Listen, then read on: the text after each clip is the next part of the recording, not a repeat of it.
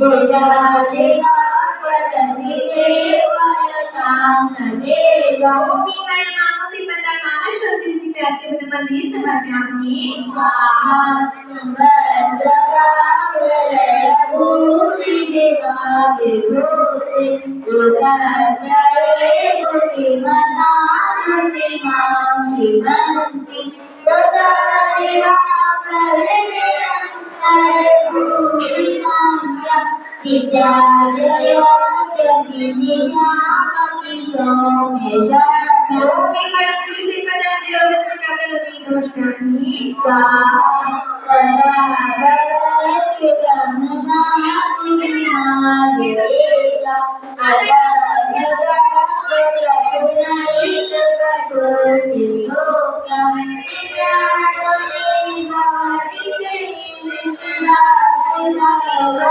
सदा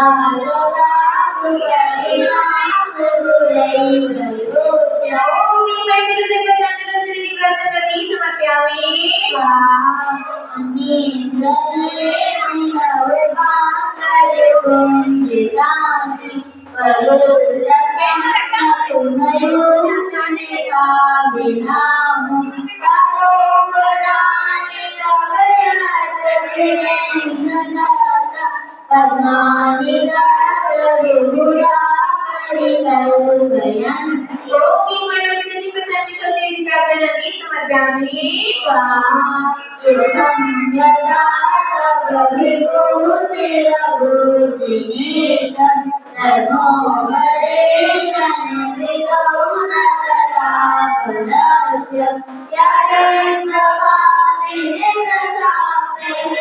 यारेन्द्रवादिनिरतापेनादिगारं तदेकतो ब्रह्मगणस्य विकासिनो ओमी पदं सबसे पदं सर्वोदिति प्राप्तेर्महि समर्पयामि स्वाहा सुजन्मदा विविधोलिकपूर्णमूलं मकरन्दमकरमदिनादुरं रूपं एलावतावमेवोदतिमामरन्तं गङ्गावयं कवतिनो कविदाशिताम् ओमी समर्पयामि स्वाहा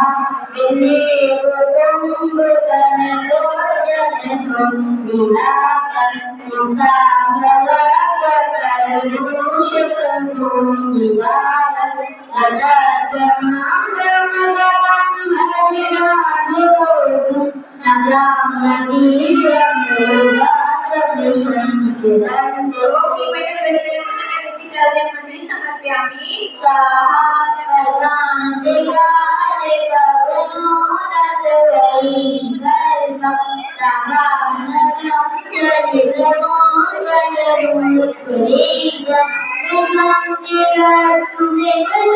मधुरागदन्तं प्रणामगीतनिजलं समयसशेषोऽपि समर्पयामि रक्तेश्वरं समदभोग्यजगन्धवीरं प्रोदोदतं प्रणयभूषणनागदन्तम् अब्राह्मणीरमयुगेरनिराजितं कनागुणागुडमनीमुदियंसि पुंसोऽपि समर्पयामि स्वाहा गजगजगारिजगीर्णाद माधवगलं कलिवतामभिभूतदीनं उदयदिवाकरमयूखशिखाभवेदं तद्गीर्तिनाथमहिराशुविरामवैति ओमी मनोवसुते सर्वसंसारिणि समर्पयामि स्वाहा वृन्दावनीतगजशोभितकारिवाः वेदामृतानि करुणातुरयोगिनी भजे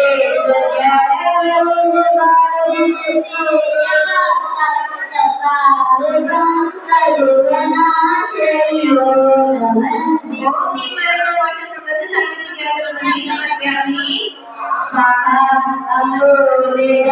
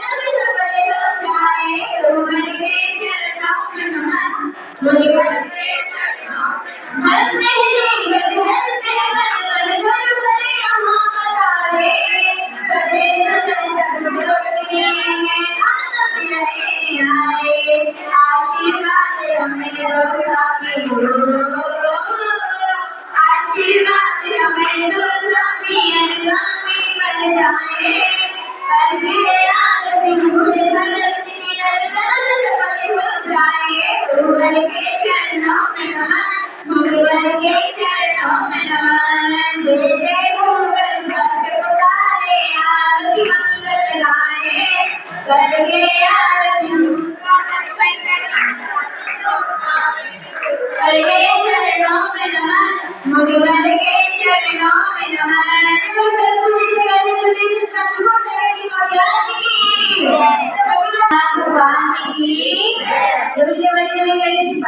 भगवान की भगवान की शांति भगवान की राज की परम पूज्य समापूर्ति आचार्य मंदिर भगवान साहब विशेष सागर जी महाराज की परम पूज्य सरकारी मंदिर सुलभ महमूद सागर जी महाराज की। देखिए सभी लोग शांत हो जाएंगे, बातें कोई नहीं करेगा। गुणगान शायरी का होता है, शायरों का नहीं। गुणगान शायरी का होता है, शायरों का नहीं। धर्म आर्यों का होता है, अनार्यों का नहीं। धर्म किसका होता है? धर्म आर्यों का होता है, अनार्यों का नहीं। मान और सम्मान को सभी चाहते हैं, मान और सम्मान तो सभी चाहते हैं प्यारे बंधुओं। सम्मान वीरों का होता है, कायरों का नहीं। सम्मान वीरों का होता है, कायरों का नहीं।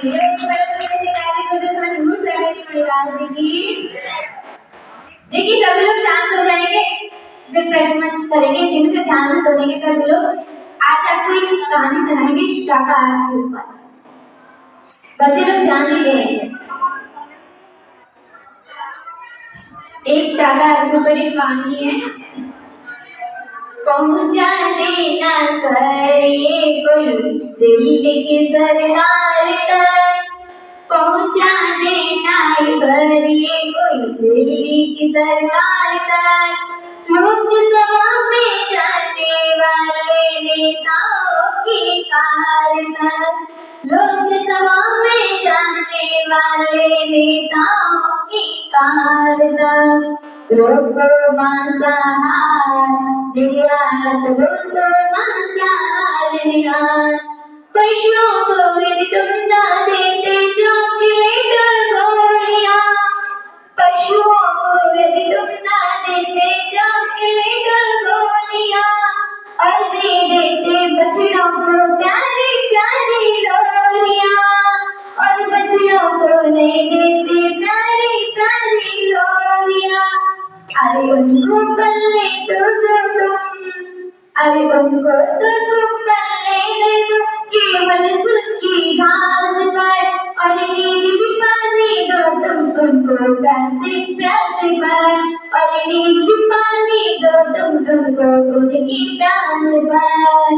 पहुंचा देना सर ये कोई दिल्ली की सरकार तक, लोकसभा में जाने वाले नेताओं की कार तक। भक्त जैसे कृत कराना तुम रक्षक के देश हो, भक्त जैसे कृत कराना तुम रक्षक के देश हो। खुले तो मत बंशाला अब वीर प्रभु के देश में, खुले तो मत बंशाला अब वीर प्रभु के देश में। विष्णु के अवतार कन्हैया के, विष्णु के अवतार कन्हैया के उस भारत देश को।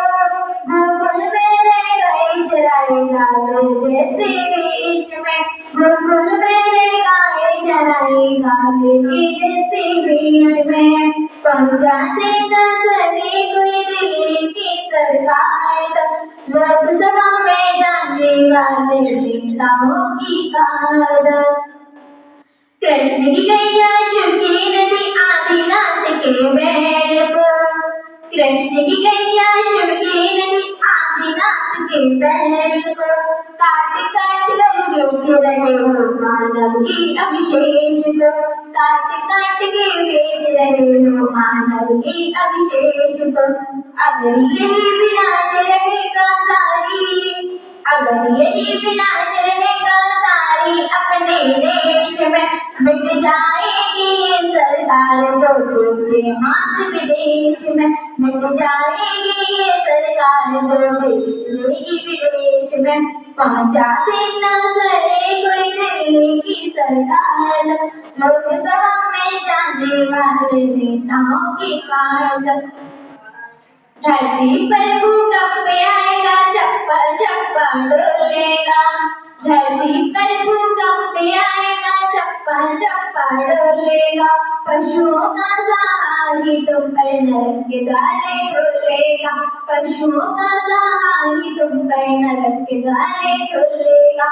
आगे आकर तुरंत साथियों, आगे आगे तुरंत साथियों, बंद करो निर्यात, जीवन देकर हम पशुओं को रोके इस आधार पर, जीवन देकर हम पशुओं को रोके इस आधार पर। पहुंचा देना सही कोई दिल्ली के सरकार को, लोकसभा में जाने वाले नेताओं की कार को। कोई ब्रह्म जैसी गाली करते समय बिल्कुल सागर जी महाराज की।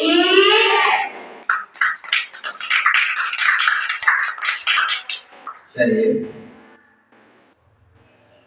अपने दोनों हाथों को जोड़ेंगे।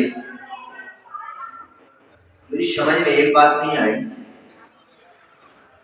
संख्या कायरी बनती,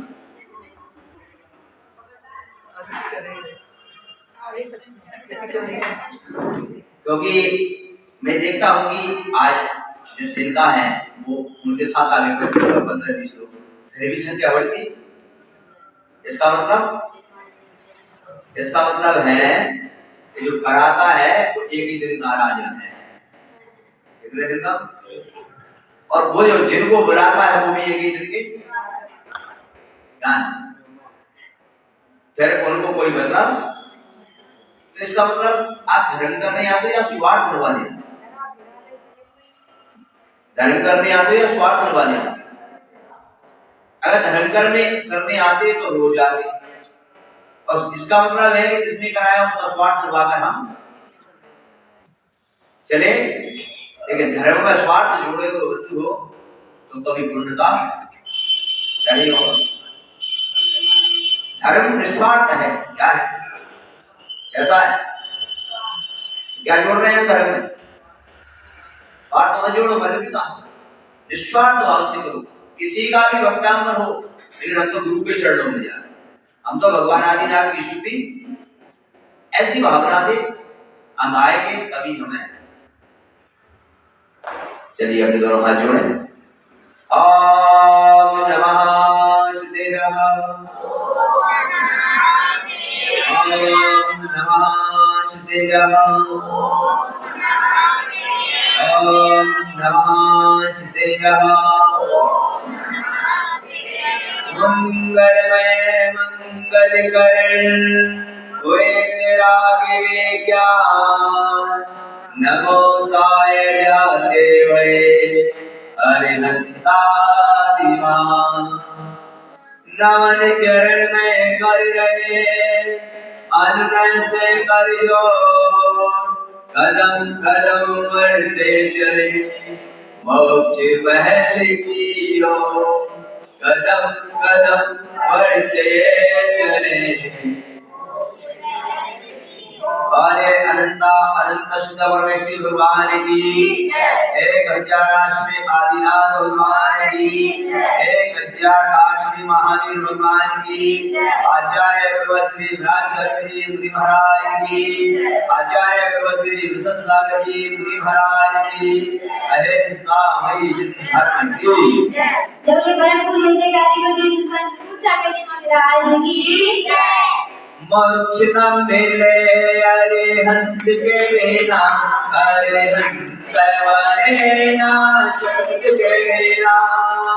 मोक्ष न मिले अरिहंत के बिना, अरिहंत करवाने ना शब्द के बिना। कर्मों का जिसने घात किया है,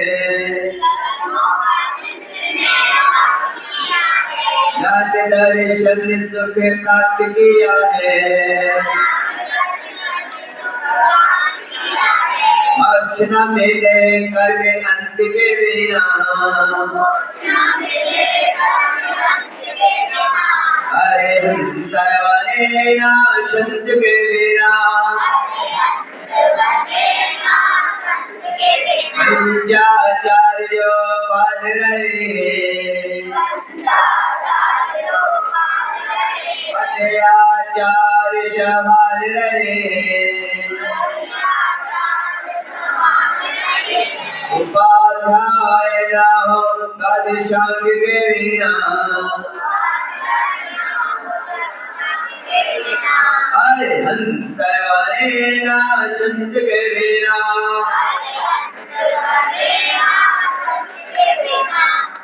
रागदेश मोह से ही निकले, विशद ज्ञान ध्यान में लीन रहे। साधना न होती है संत के बिना। अरे अंत बने ना संत के बिना। जिस धर्म में आगम को आप ध्याइए, चंद्यारे मंदिर के दर्श पाइए। अंत न मिले मोक्ष पंथ के बिना। अरे अंत बने ना संत के बिना। अक्ष न मिले अरिहंत के बिना। अरिहंत बने ना संत के बिना।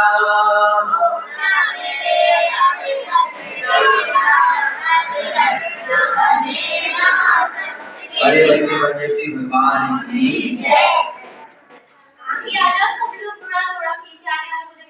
थोड़ा थोड़ा 50-50 ग्राम से आओ। और यहाँ पर अपन लोग थोड़ा ध्यान दें। मैं रोज कहता हूँ पीछे भी थोड़ा लंबी दूरी तक बिछा दिया जाए तो ज्यादा ठीक होगा।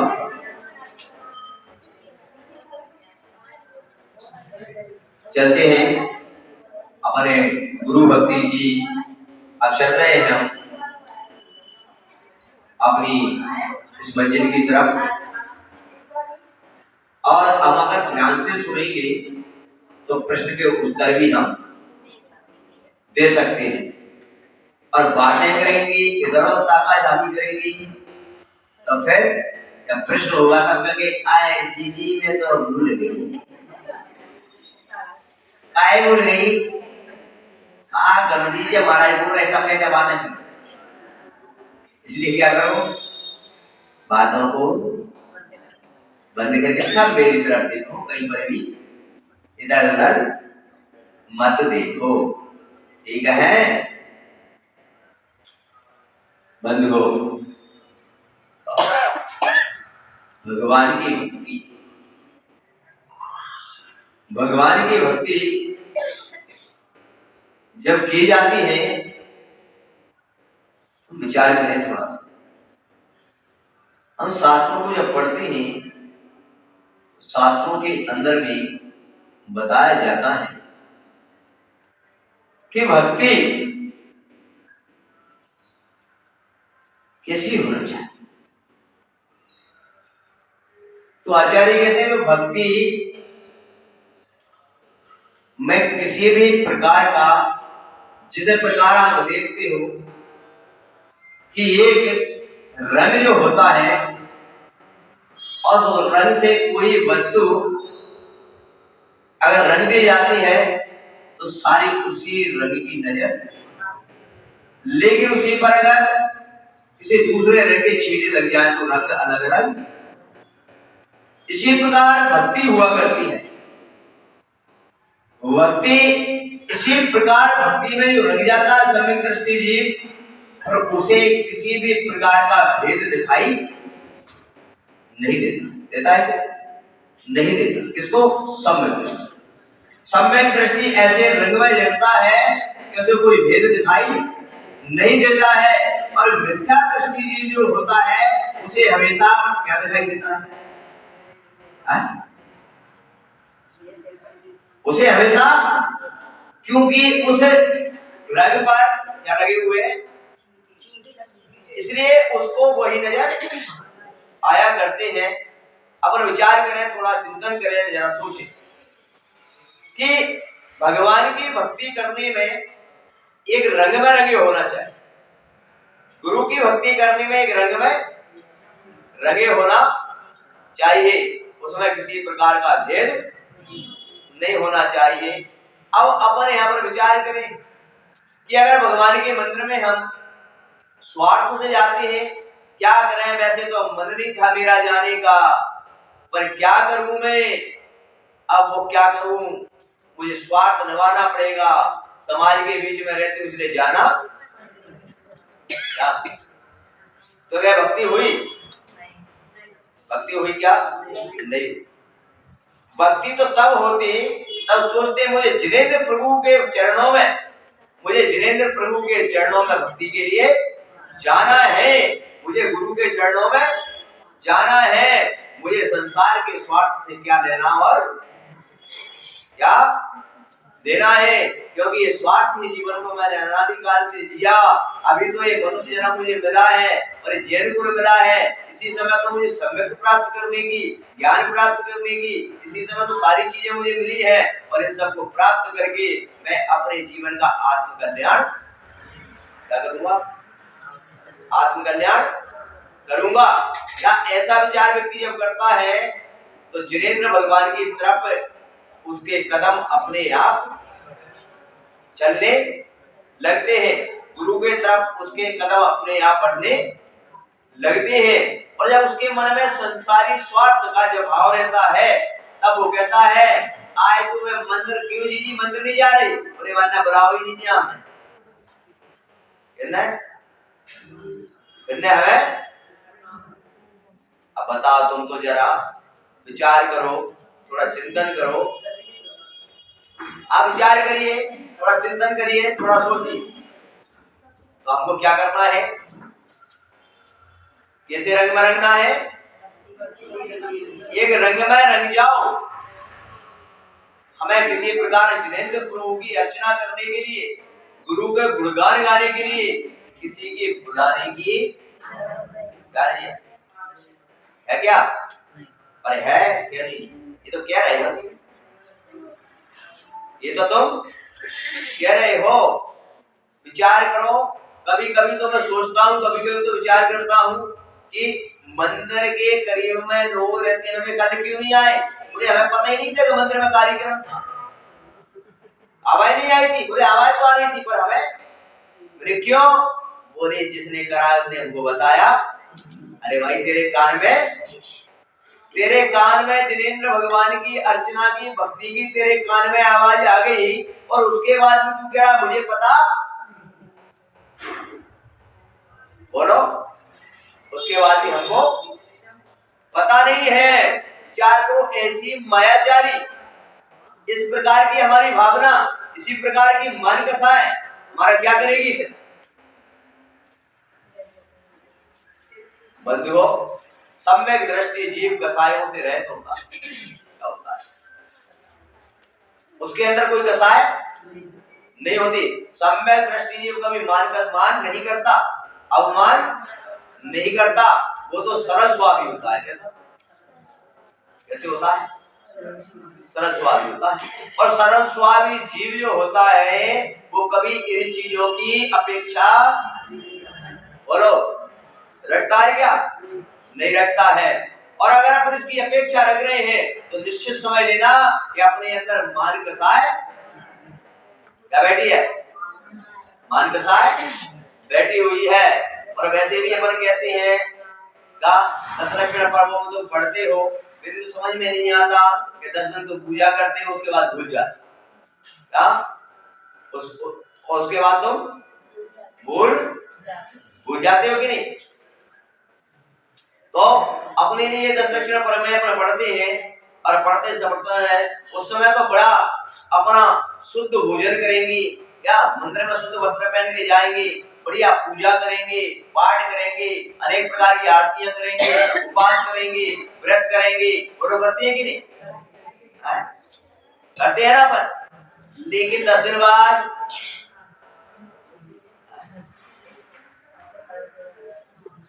10 दिन बाद जैसे के जैसे अब विचार करो, चिंतन करो, सोचो, लेकिन यहाँ पर विचार करना, चिंतन कर लेना कि जीवन के अंदर में हमें क्रोध, मान, माया, लोभ चारों कसायों से शमन होना चाहिए। हमारा राग देश से रहित होना चाहिए। इससे राग देश से रहित होना चाहिए। और जब राग देश से रहित रहेंगे, अरे वैसे ही तो लाइट नहीं है, तुम और बाबा बातें कर लो, अंधेरे को फायदा कर, ये बातें करें। तो बंधुओं, आज तुम्हारे ये बताया जा रहा था, कहा जा रहा था कि जीवन के अंदर में हम कैसे जीवन को व्यवस्थित जिए, कैसे जीवन को व्यवस्थित जिए।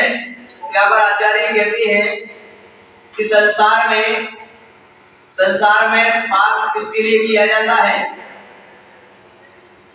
पाप क्यों करना पड़ता है हमको, हम धर्म क्यों नहीं कर पाते, हम मंदिर क्यों नहीं आ पाते, हम अभिषेक क्यों नहीं कर पा रहे, हम पूजा क्यों नहीं कर पा रहे, हम गुरु के प्रवचनों में क्यों नहीं आ पा रहे, हम गुरु का चौका क्यों नहीं लगा पा रहे, गुरु को आधार क्यों नहीं दे पा रहे।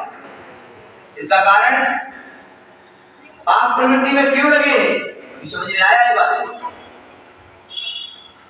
हम 24 घंटे पांचों पापों की प्रवृत्ति में क्यों लगे हुए हैं, क्यों हमें कार्य नहीं कर पा रहे?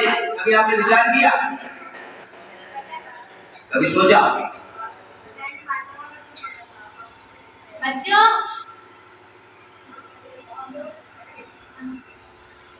अम्बा वाले कहते हैं हम नहीं सुधरे। क्या कहते हैं? हम नहीं।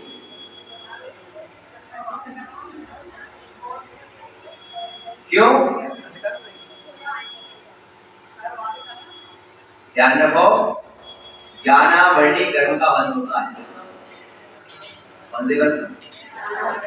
इसीलिए ध्यान रखो, कभी जिनवाणी शुरू हो जाए तो बिल्कुल भी डिस्टर्ब ना करें। नहीं तो तुम देखते हो कई बार बच्चे होते हैं और कहते हैं महाराज ये तो मंद बुद्धि है, इसको पढ़ता है याद क्यों? इसने ज्ञानावरणी कर्म का क्या किया था। इसलिए अपन को कभी भी जिनवाणी में बंद हो। यहाँ पर आचार्य कह रहे हैं कि तुम्हारे लिए पांचों पापों की प्रवृत्ति में लगे हुए पाप क्यों करना पड़ता है, पाप करने की आवश्यकता किसके लिए पड़ी? अगर व्यक्ति चाहे तो एक भी पाप ना करे, किसी प्रकार की कसाई भी ना करे, फिर भी उसका जीवन चल सकता है, फिर भी उसका जीवन चल सकता है।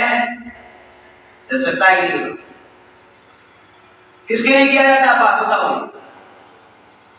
हिंसा किसके लिए की जाती है?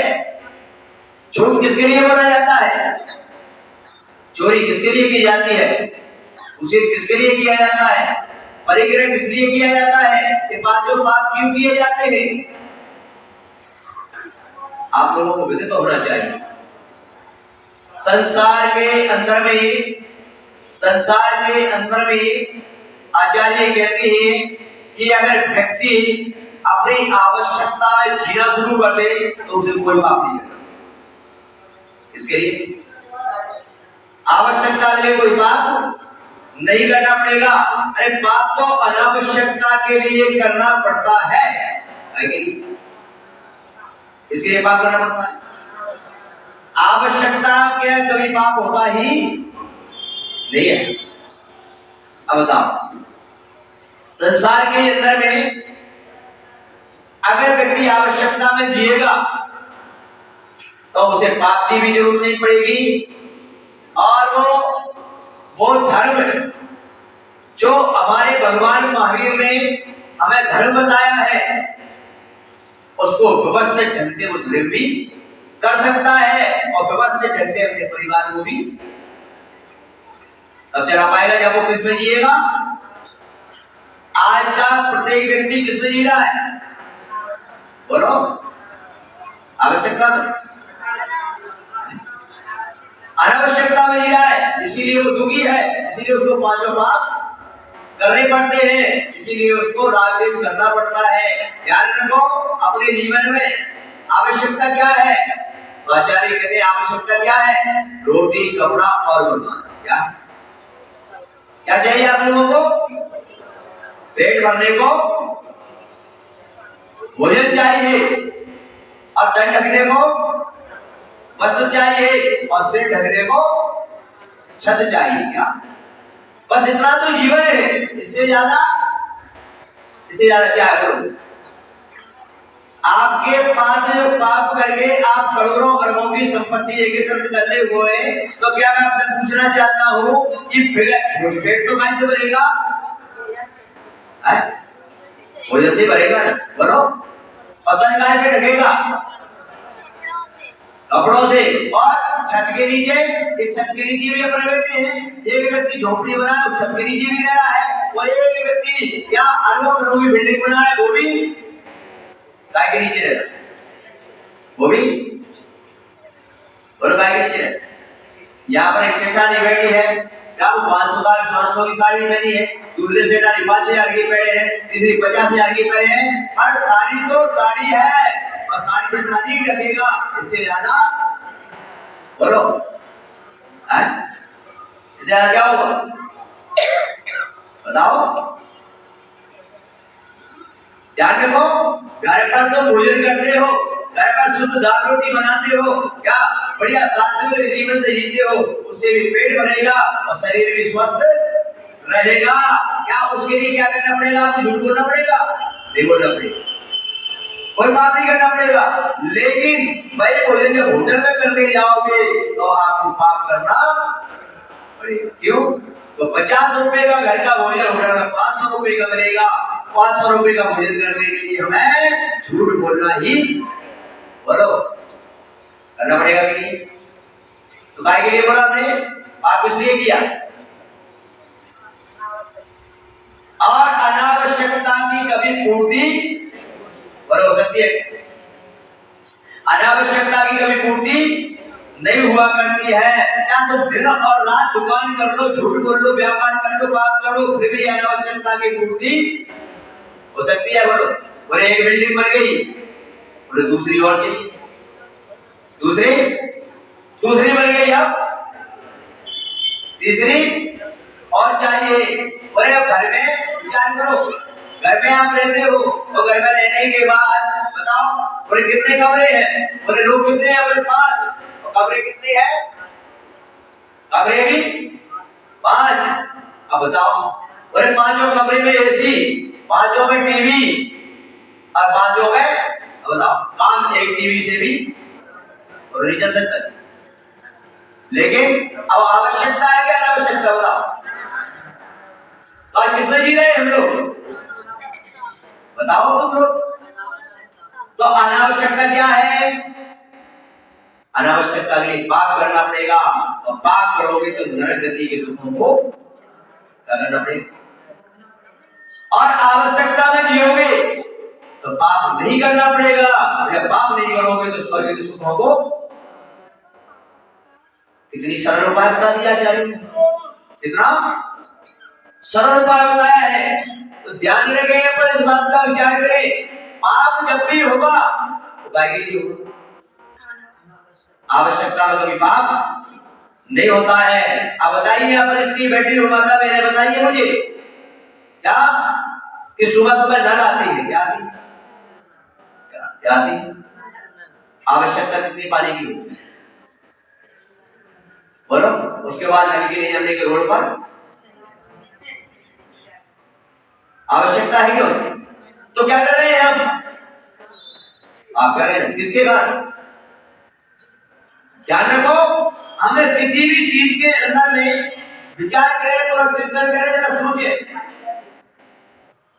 और संसार में आवश्यकता में जीने वाला व्यक्ति, आवश्यकता में जीने वाला व्यक्ति वो सारा धर्म कर सकता है, वो अभिषेक भी कर सकता है, वो पूजा भी कर सकता है, वो गुरु को आज्ञा भी दे सकता है, वो उपदेश भी सुन सकता है, शाम को अपने अपने परिवार के साथ भी आनंद से रह सकता है, परिवार के साथ बैठकर चार बातें भी कर सकता है, परिवार के साथ बैठकर भोजन भी कर सकता है, परिवार के साथ शाम को मंदिर में जाकर आरती भी कर सकता है, या सारे काम कर सकता है और आनंद से 9 साढ़े 9 बजे को आराम से सो भी।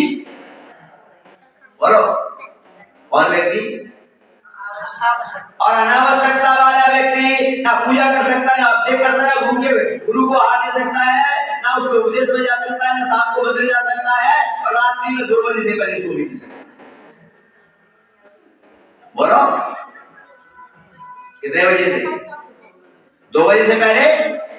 अब 2 बजे को अनावश्यकता के कार्यों के लिए तो चिंता में डूबा रहेगा, करने में लगा रहेगा, और 2 बजे सोने वाला व्यक्ति सुबह 10 बजे से ऊपर तो काले पूजा पाठ करेगा।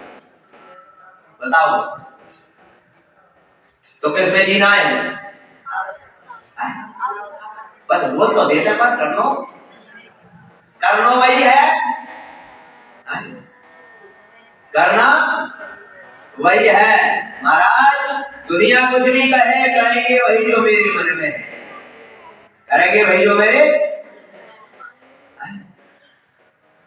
इसमें जी। और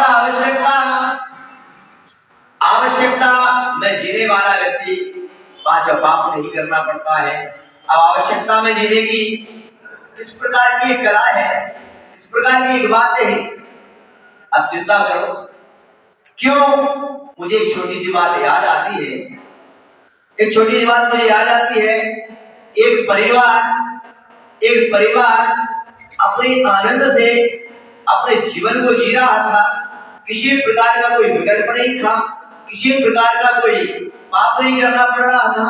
वो व्यक्ति एक परिवार, जिस परिवार के अंदर में बच्चे भी थे, बीवी भी थी, पति भी था, सारा परिवार था, लेकिन किसमें जी रहा था? वो आवश्यकता में। किसमें जी रहा था? वो व्यक्ति आवश्यकता में जीता था। आवश्यकता का मतलब क्या? वो सुबह उठकर अपने बीवी बच्चों के साथ अभिषेक के लिए मंदिर में जाता, सारे परिवार के साथ वो हाथ देता, घर में रोज चौका लगता, शुद्ध भोजन बनता। अब जब घर के अंदर सारी आवश्यकता की व्यवस्था चल रही तो बच्चों के संस्कार भी कैसे आगे कि नहीं आएंगे कि नहीं? अब मम्मी घर में कहती है आज तो मेरा सिर दर्द कर रहा है, जरा बाजार से कचौरी ले आना। अरे अब बता, मम्मी कचौरी बाजार से मंगाए कर, तो बेटी तो कहेगी कि मम्मी नाश्ता मैं घर का नहीं करूंगी, पैसे दे दे, मतलब मैगी ही खाऊंगी। बोलो बताओ बंधुओं, वो परिवार धर्म करता और धर्म करने के बाद उसका नियम था कि मैं मात्र 4 घंटे दुकान खोलूंगा। कितने घंटे? 4 घंटे। और वो 12 बजे के बाद अपनी दुकान जाता और दुकान 5 बजे बंद करके आ जाता। 5 घंटे, और 5 घंटे में उसको 50 रुपए की इनकम होती है। कितने रुपए? उसका नियम था कि 50 रुपए से ज्यादा, कितने से ज्यादा? 50 से ज्यादा नहीं कमाऊंगा, क्योंकि उसकी आवश्यकता कितनी थी? 50 में उसका परिवार आराम से। अब 50 रुपए उसके हो गए और उसने दुकान को क्या कर दी? दुकान को बंद कर दिया और अपने घर आ गया। घर आके अपने बीवी बच्चों के साथ आराम से बैठा है, बड़ा प्रसन्न आनंद हो रहा है। अपने मंदिर जा रहे हैं, आरती हो रही है, सारे काम चल रहे हैं। क्या उसके बीवी बच्चे सभी बड़े आनंद जी रहे थे। बताऊं मैं बंधुओं, बड़ा आनंद में जीवन चल रहा, कैसे चल रहा? बड़ा आनंद में सुखमय जीवन चल रहा था और सुखमय जीवन आनंद से जी रहे थे। अपना जीवन भी सुखमय आनंद में है, लेकिन हम भगवान महावीर ने हमें जो जीवन बताया है व्यवस्थित, 6 आवश्यक कर्तव्य बताए हैं, वो हमने सबने छोड़ दिए। हमने सबने छोड़ दिए और 600 अनावश्यक कार्यों में हम कितने 600 अनावश्यक कार्यों में हम संलग्न हो गए हैं, इसलिए हमको हमारे कर्तव्य दिखाई बोलो सब बात है। वो परिवार आनंद से जी रहा था, चल रहा था जीवन। आस पड़ोस के लोग बोलते थे भैया तुम्हारा कुछ व्यापार नहीं करना, तुम 4 घंटे दुकान खोलते हो, कैसे तुम्हारा जीवन चलता है क्या? देखो तुम्हारे लिए सोचना चाहिए, विचार करना चाहिए। सेठ जी तुम्हारे लिए क्या, तुम्हारे बच्चे सरकारी स्कूल में पढ़ रहे हैं, किसमें कौन से स्कूल है? पड़ोस वाला सेठ ने कहा मेरे बच्चे तो कौन से स्कूल में पढ़ते हैं? अब मुझे तो पता ही नहीं है कौन से स्कूल। सेठ जी बोले ठीक है, बच्चों से कहा गया तो बच्चों ने कहा नहीं, हमको इसमें बड़ा आनंद क्या है, बड़ा आनंद आ रहा है। क्यों? क्योंकि उस सरकारी स्कूल में 10 रुपए में फीस में काम चल रहा है और वही प्राइवेट स्कूल में 100 रुपए की फीस। अब बताइए 100 रुपए कमाने के लिए क्या करना पड़ेगा? बोलो करना पड़ेगा कि नहीं करना पड़ेगा? पक्की बात। तब उस समय विचार आता है, चिंता आता है, आनंद में। अब क्या चल रहा था उनके जीवन में? आनंद यानी सुबह उठ के अभिषेक हो रही है, पूजन हो रहा है, क्या गुरु के चौका लग रहे हैं, उनको हाथ दिया जा रहा है, शाम को मंदिर में आरती चल रही है, सामयिक चल रही है, बढ़िया सुंदर सुंदर भजन के साथ। और ठीक 9 साढ़े 9 बजे आकर क्या हुआ, आपने सो जाते हैं। जब 50 रुपए कमाना है, उसी में जीवन चलाना है, तो दुकान का सामान भी कितना, क्या तुरंत इतने ही लाए और इतने ही? तो उसमें जब ज्यादा सामान नहीं है तो जीवों की हिंसा भी होगी क्या? नहीं। एक दिन बैठे बैठे विचार आता है, आप समझ लीजिए कि जीवन कैसा होना चाहिए। एक दिन बैठे बैठे सेठ अपनी दुकान पर बैठा हुआ था और बैठ के विचार कर रहा था, चिंतन कर रहा था। तुम भी देख विचार कर लेना, तुम भी चिंतन कर लेना, तुम्हारे जीवन में दुख कैसे आती?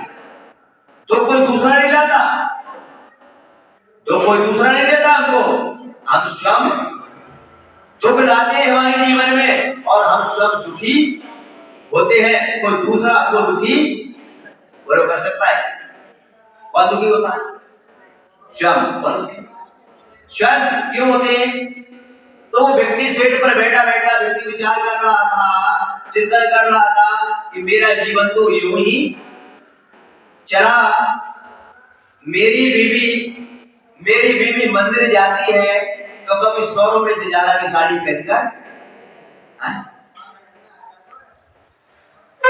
अब देखिए हमारा स्वयं का जीवन जो आनंद में है वो कैसे दुख में प्रवेश करता। वो बैठा बैठा विचार कर रहा और विचार करके उसके मन में विचार आया क्या कि मेरी भी पत्नी सेठानियों की तरह मंदिर जाना चाहिए। कैसे? मेरी पत्नी भी 2000 की साड़ी पहन के जाए, मेरी पत्नी भी गले में क्या पहन के जाए, है ना? और सारा होना चाहिए, मेरे बच्चे भी बढ़िया स्कूल में पढ़ना चाहिए, मेरे बच्चे भी कार से स्कूल जाना चाहिए, मेरे पास भी एक सुंदर सा क्या होना चाहिए, हमारे पास भी होना चाहिए। बोलो मेरे बैंक से लोन है तो बाद में जाकर घर तो बोलो नहीं जानता। दिखावा जीवन नहीं है, सत्य जीवन है। दिखावा जीवन नहीं है, जीवन तो क्या है? सत्य है। बताइए आप इतना बड़ा जो बनाओगे, क्या ये दिखावा तुम्हारे साथ जाएगा? बोलो नहीं जाएगा ना, तो सत्य है क्या? नहीं है ना। लेकिन हम किस में लगे हैं? दुनिया के। बोलो। और सेठ विचार कर रहा कि मेरे पास भी सब कुछ होना चाहिए। अब बैठा बैठा विचार कर रहा है, अभी तक कैसा जीवन चल रहा था, सुखमय और आनंदमय जीवन चल रहा। सुबह से भगवान की भक्तियां चल रही थी, क्या गुरुओं की सेवा चल रही थी, रात्रि को भगवान की आरती चल रही थी, सारा काम चल रहा था। और सेठ ने इतना विचार किया, विचार करते करते सोचा चिंतन किया और एक बड़े सेठ के पास पहुंचा। इसके पास बड़े सेठ के पास पहुंचा और बड़े सेठ ने उसको बिठाया और बिठाकर बड़े सेठ क्या सेठ जी बोलो क्या बात है। बोले हमारा जीवन यूं निकलता जा रहा है सेठ जी, हमारी भी मार्केटिंग वैल्यू होना चाहिए, मेरी भी कोई रेपुटेशन क्या होनी चाहिए, बोला क्या होनी चाहिए हैं, बोला बोला अपन भी तुरंत कह देते हैं भाई। अरे बंधुओं, इस आत्मा की रेपुटेशन कर लो इस संसार की व्यवस्थाओं में है? और उसकी वैल्यू करने को कोई तैयार है क्या, बोलो। उस समय सेठ ने विचार किया और सेठ बड़े सेठ के पास गया और सेठ से बोला जाकर, सेठ जी ये बात है। सेठ जी ने कहा क्या बात है, घर बनाना है बना लो, घर बनाना है तो बना लो, कोई दिक्कत नहीं है, आपको पैसा चाहिए तो मेरे से इससे ले लो। अपन भी नहीं करते बंधु। और सेठ से उसने 10 लाख रुपए कितने ले लिए, उसने 10 लाख रुपए ले लिए और सेठ ने उसको 10 लाख रुपए दे दिए। अब 10 लाख रुपए उसको देने के बाद अब क्या हो गया, अभी 50 रुपए में जीवन आनंद में चल रहा था, अब 10 लाख रुपए का 10,000 रुपए ब्याज चुकाने के लिए अब क्या करना पड़ेगा, बोलो करने पड़ेंगे कि नहीं, बोलो। और उसने 10 लाख रुपए ले लिए और 10 लाख रुपए देकर उसने एक सुंदर सा घर बना दिया, सामने 4 पहिया की गाड़ी लगा दी, बच्चों को स्टैंडर्ड स्कूल में भर्ती कर दिया, बच्चे जाने लगे, पत्नी मंदिर जाने लगी, बढ़िया डायमंड का सेट खरीद के ला दिया, बढ़िया बढ़िया शादी आ गई। अब तो मंदिर में जाने के क्या सेठानी का भी नाम होने लगा, सेठ का भी नाम होने लगा, क्या बच्चे भी स्टैंडर्ड स्कूल। अब बच्चे भी को क्या पता ये सब कहां से बंधुओं। अब स्थिति बनती है कि सेठ जी सुबह 4 बजे उठते हैं, कितने 4 बजे उठते हैं और 4 बजे से उठकर क्या इधर जाते हैं उधर जाते हैं, सुबह से दुकान पहुंच जाते हैं, रात्रि को 11 बजे आते हैं, रात को हिसाब किताब करते हैं, 2 बजे सोते हैं। क्या हो गया, आवश्यकता में जी रहा था तब तक चैन से जी, और भगवान की भी क्या हो रही थी, भगवान की भी भक्ति चल रही थी, भगवान का अभिषेक पूजन आराधना चल रही थी, गुरुओं की सेवा चल रही थी। और जैसे ही अनावश्यकता में प्रवेश हुआ वैसे धर्म छूट गया, घर का भोजन छूट गया, दिन रात चैन नहीं, दिन रात हाय हाय करके चला गया। बीवी बोलती है तो उस पर चिल्लाता है, बच्चे बोलते हैं तो उस पर चिल्लाता है, मेरा दिमाग खराब करो मुझे, बोलो क्या हो गया इसके लिए। पत्नी ने विचार किया, बच्चों ने कहा एक दिन अपनी मां से, बच्चों ने कहा ऐसे संस्कार होने चाहिए हमारे बच्चों के, ऐसी पत्नियां होना चाहिए। बच्चों ने कहा अपनी मां से, मां ये तो बताओ कई दिन हो गए हमने पिताजी को देखी, हमने पिताजी को, अरे कहां गया उस दिन जहां हम पिताजी के साथ सारे बच्चे और आप सुबह सुबह अभिषेक करने जाते थे, पूजा करने जाते थे, घर में चौका लगता था, घर के अंदर में सारी व्यवस्था होती थी, हमारा सुख में आनंद में जीवन था।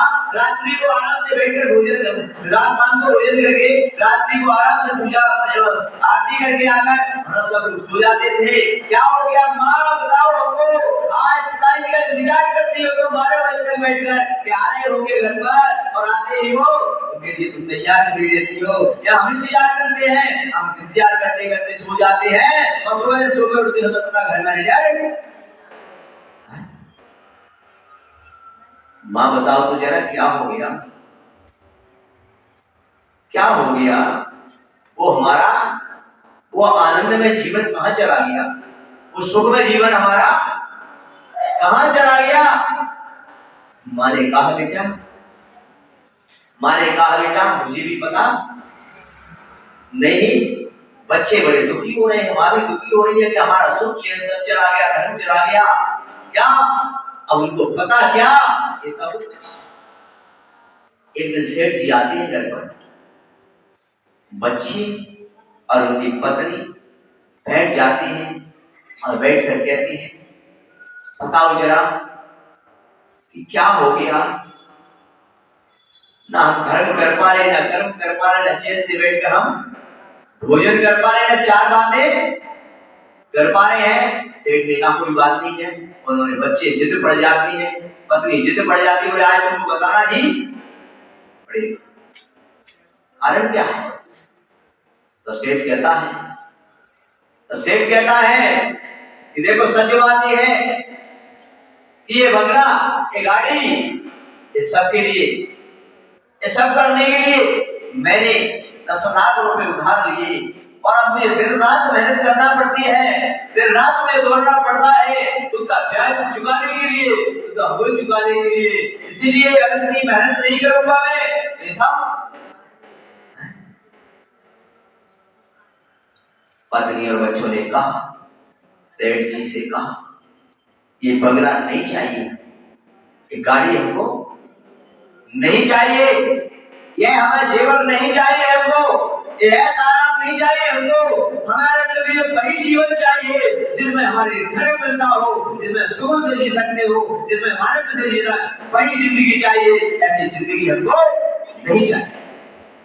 बोलो, ऐसी जिंदगी हमको जो हमारी जिंदगी को नर्क बना दे। क्या बना दे?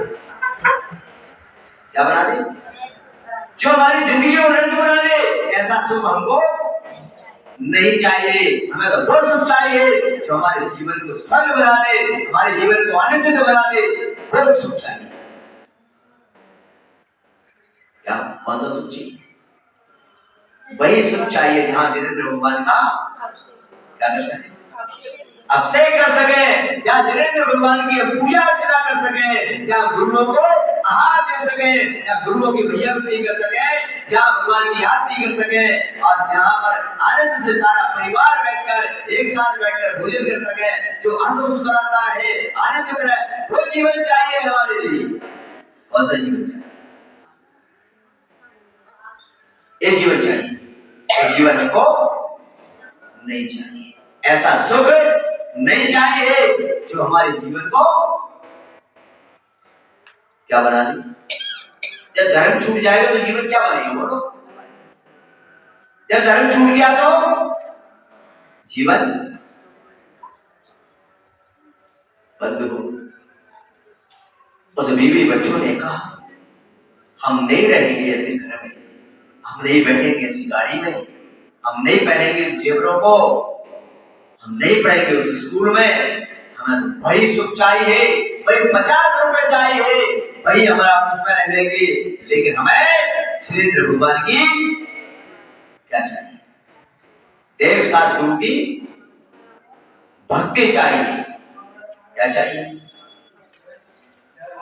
देव शास्त्रों की भक्ति चाहिए। विचार करो, थोड़ा चिंतन करो, थोड़ा सोचो कि थोड़ा अपने जीवन के अंदर में हम जब आवश्यकता में जीते हैं, बड़ा आनंद में जीवन होता है, बड़ा सुख में जीवन होता है, धर्म में जीवन होता है, व्यवस्थित जीवन होता है।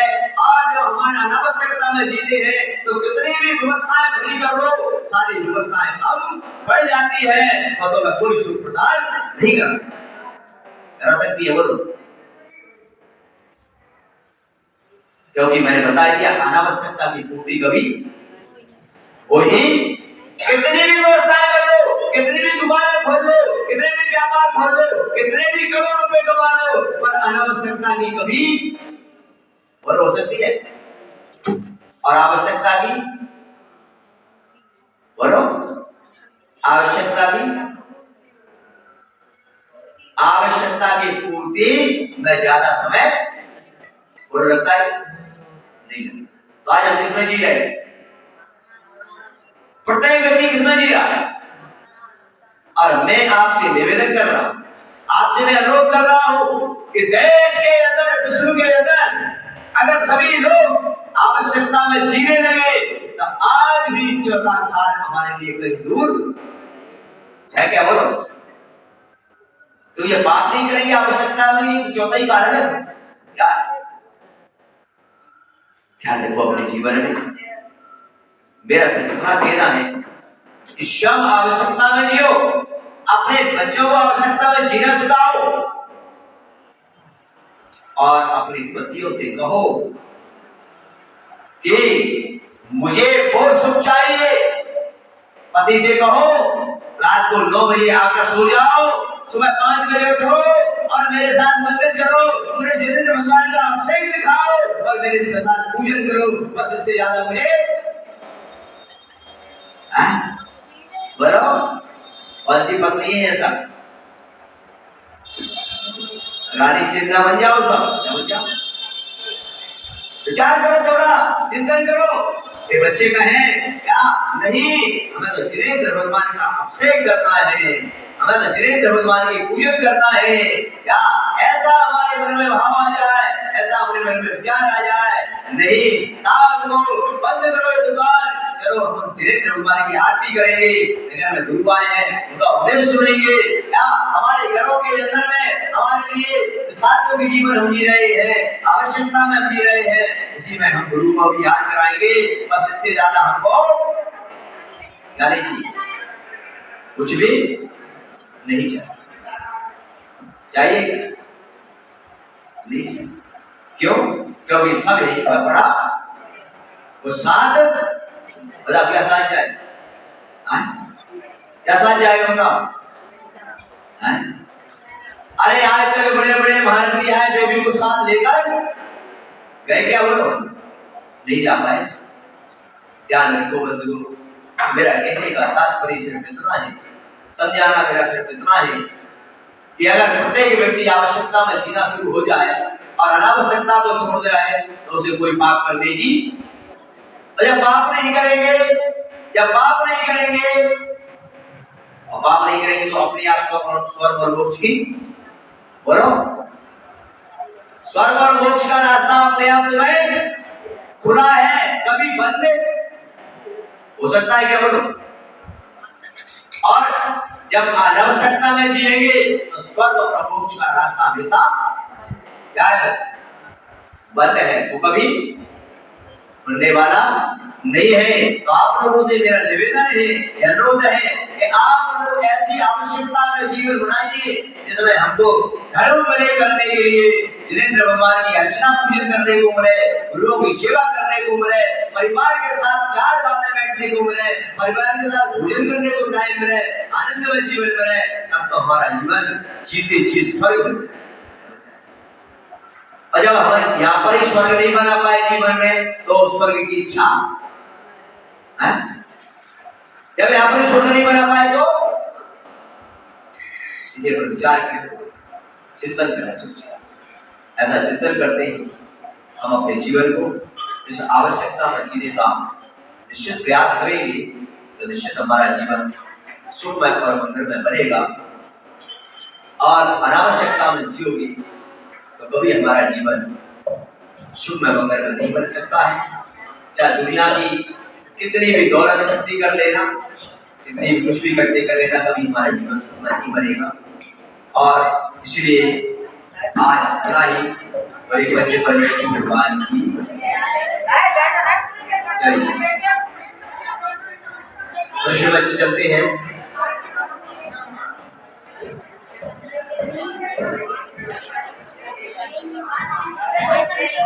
चलिए कुछ बच्चे की ओर चलते हैं।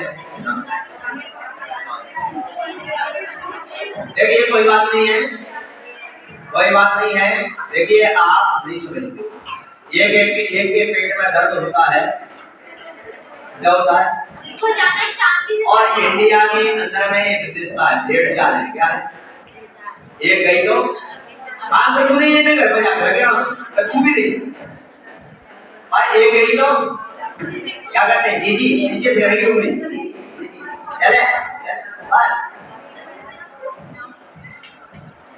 लेकिन ध्यान रखो, जिसको जाना है उसको जाने दो, लेकिन जितनी है उतने शांति से बैठो।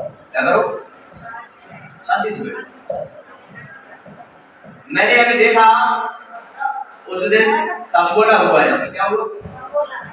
मैं अंदर कमरे में बैठा था, मैंने 12 बजे तक लोग यहाँ से हिले, यहाँ से कोई हिला नहीं।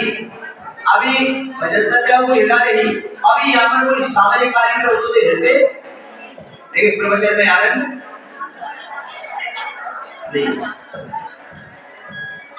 नहीं आता है। मुझे पता है, क्योंकि ध्यान रखो, हलवा पूरी पचाना हर किसी के बस का काम समझ में आया? तो चलते हैं अपन कृष्ण की दुनिया में। कहां पर क्या खोया? चलो बताओ। सबसे पहला प्रश्न तुमको बताना है कि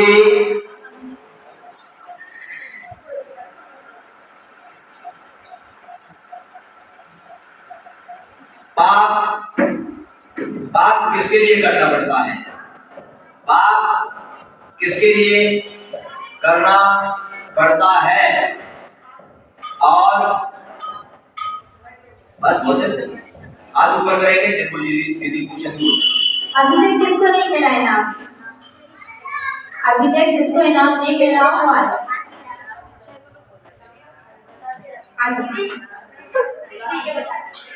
जिनकी तरफ से इनाम हो वो कृपया हाथ ऊपर करें। जिस परिवार की तरफ से इनाम है वो नहीं आए। और कोई आधा लिखा हुआ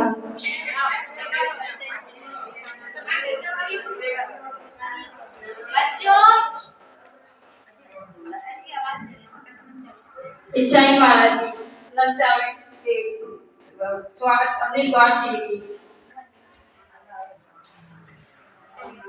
अपने स्वार्थ के लिए